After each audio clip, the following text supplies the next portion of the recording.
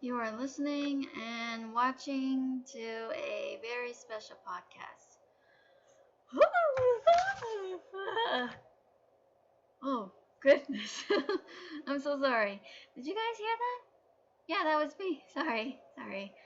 Whew. I was just feeling like so much energy and so much excitement. I didn't mean to do that. Oh boy.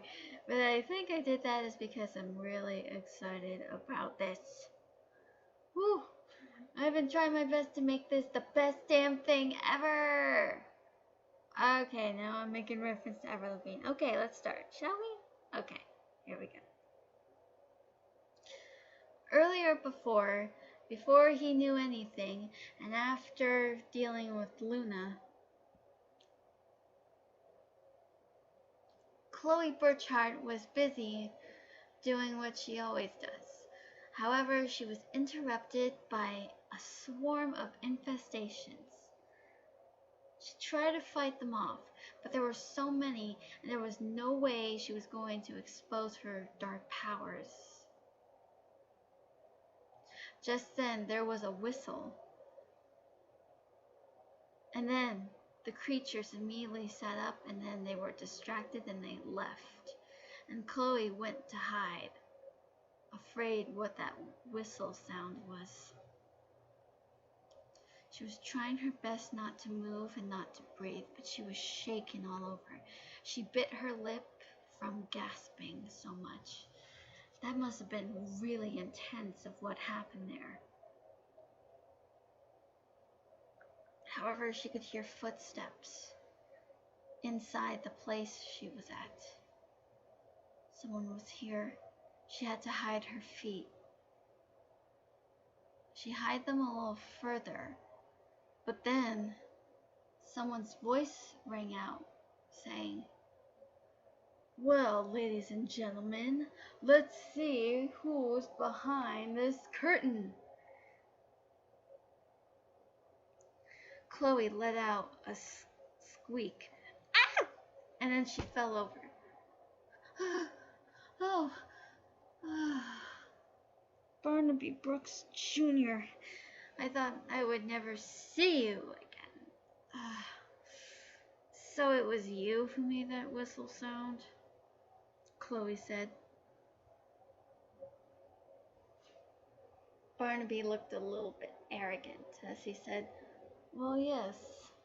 I mean, what else would I be doing?" I could see you must have been through something. He nodded. Yeah, sure. Look, I got stuff to do, so if you don't mind, Chloe said. But while she was staggering to her feet, she almost tripped and fell over, if not for Barnaby, who came over and caught her in time.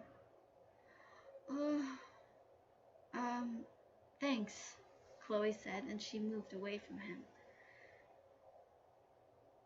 She was pretending to get back to work, but Barnaby approached her. "Are you sure you're okay?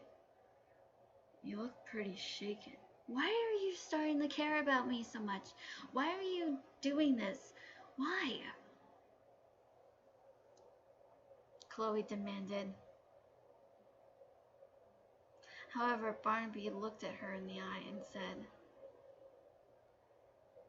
"Because I think you remind me a little bit of me," he said. Chloe looked at him. "You and me alike? I don't think so." Let me rephrase that. You looked a little bit more troubled than I did. Listen, how about this? Maybe you can tell me about you, and maybe you can tell me about yourself. Uh, yeah, I would like that. I'd like to get to know you better, Chloe said nervously. Then tonight, then, Barnaby said. This night? Now? I don't know. I mean, I gotta get stuff ready for this. I gotta let Nix know. I have to get prepared for this, my friend. I don't have time for.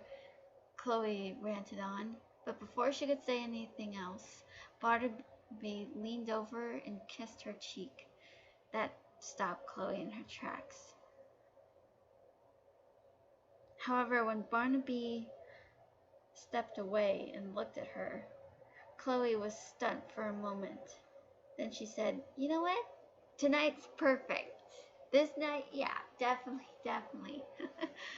I don't know where to go, but I think maybe that's up to you, Chloe said.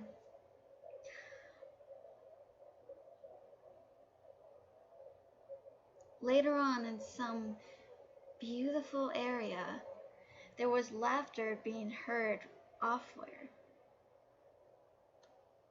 Chloe was just laughing, and Barnaby was too, just a little slightly. It was an unbelievable moment there, but Chloe was laughing the hardest. Oh my god, you mean pictures of you? Oh man, I am so sorry I did not see that, Chloe said. It's nothing personal. It was pretty much of an embarrassment, Barnaby said. Oh, come on. I guess people would love to see those sexy abs of yours. I mean, some people are pretty jealous to be you. I mean, you're gorgeous and you're awesome and you're cool, but I don't think that's what you're all about, right? Like there's something more to you, Chloe said. You could say that, Barnaby said. However, there was some sort of weird sound. What was that? Chloe said. Hang on, Barnaby said, and he turned away. Then she could hear someone making some sizzling sound. Sanji, stop making that growling sound. I can't stand this guy. In the meantime, Barnaby was on a conversation with Kotetsu. Hey man, where have you been? Come on, we gotta get going. Where are you? Kotetsu said. Barnaby looked annoyed. I'm on a date, he said. What? A date? You're on a date at a time like this? Come on. But before Kotetsu could complain anymore, Barnaby hung up. And he sighed. So, where were we?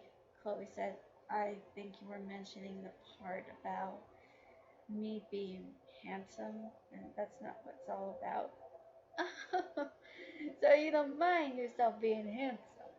Well, I just want to say that as a compliment. I don't want to boost your ego. I mean, I don't want to get your hands dirty, if you know what I mean, Chloe said. Barnaby just shrugged.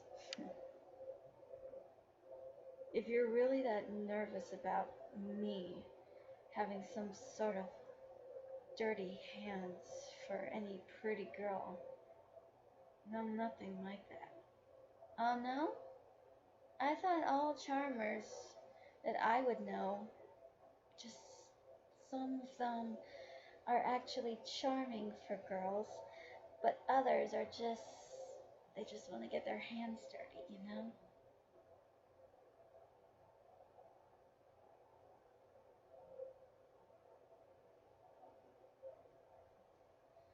They continued to walk, and Chloe, who was having a bit of a hard time walking, she had been walking for a while, but then she almost stumbled. Barnaby caught her.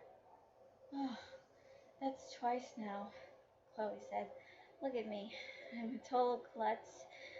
I guess I'm pretty tired. Maybe I should sit for a bit. Chloe said. Barnaby sat right next to her. So, Barnaby said, do you have any other qualms you want to tell me about? He asked, but somehow he had his legs crossed.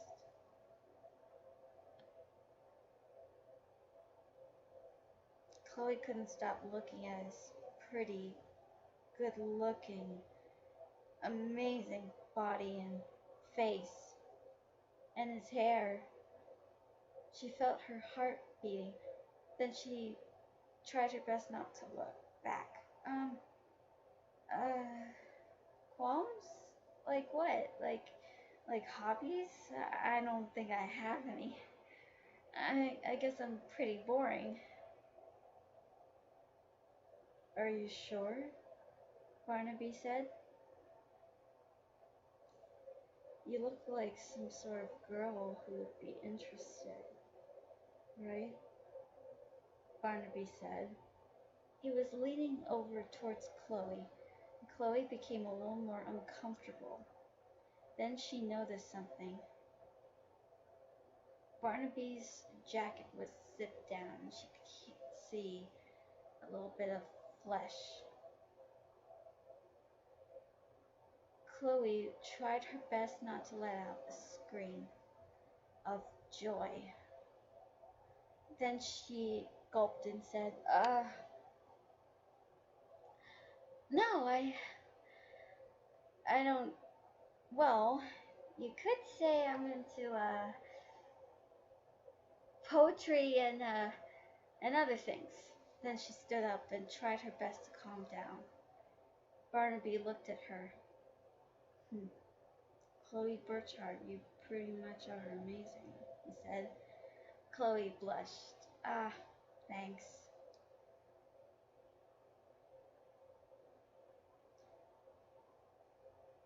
Suddenly, she began to skip a stone across the water. Then, all of a sudden, while she was just turning about,